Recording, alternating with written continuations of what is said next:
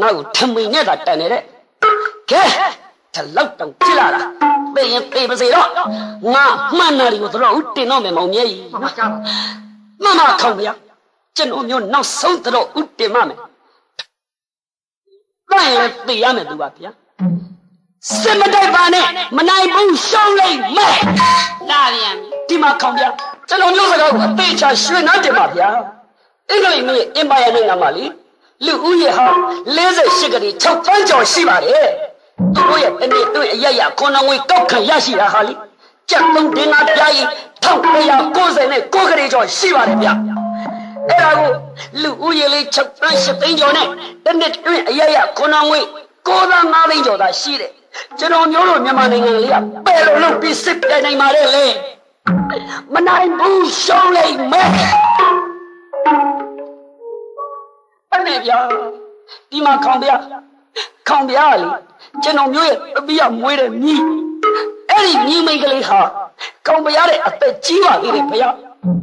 အဲ့ဒီကိုမြီးရဲ့ရွယ်လေးသာရှိတဲ့ကိုဘရင်နဲ့ကိုမိဗျာလေးတွေကိုကျွန်တော်မျိုးတို့ကြောနေခြင်းသေးလို့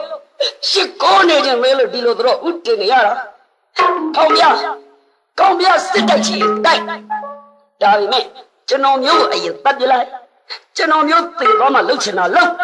နောင်မြန်မာရာဇဝင်မှာမောင်ကောင်းရှိရနဲ့မဟုတ်တာမမြင်တာတော့တော်ဦးမတင်ခဲ့ရောလားလို့နောက်လာနောက်တော့ပြောမှာကိုကျွန်တော်မျိုးရှက်တယ်ဗျာနားရတဲ့သူတွေကပြောရင်နားထောင်မှာခုံဗျာရဲ့နားထောင်မှာ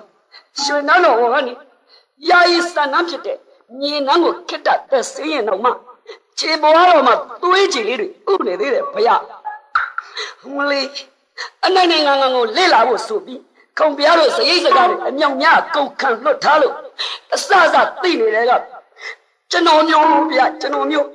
အဲ့ဒီသိတဲ့လူကပြောရင်နားထောင်ပါဗျာတတ်ပြလိုက်ကျွန်တော်မျိုးအရင်တတ်ဒါပေမဲ့ထပ်ပြောမယ်နော်ဦးကောင်းပြောတဲ့စကားကဲဝန်ပြောတဲ့စကားမနိုင်ဘူးရှုံးလိုက်မယ်တော်ပြီနောက်ထပ်တတော်ဦးမတင်နဲ့စစ်တပ်ရမှာဒီလောက်တောင်ကြောက်တဲ့အိုးကြီးမမတတိဗျက်တိလုံးမရှိလူဒုံတိရဟန်းတွေနန်းတက်နဲ့မှမနေနဲ့ရော့ထမိန်ဝတ်တာပြောရတော့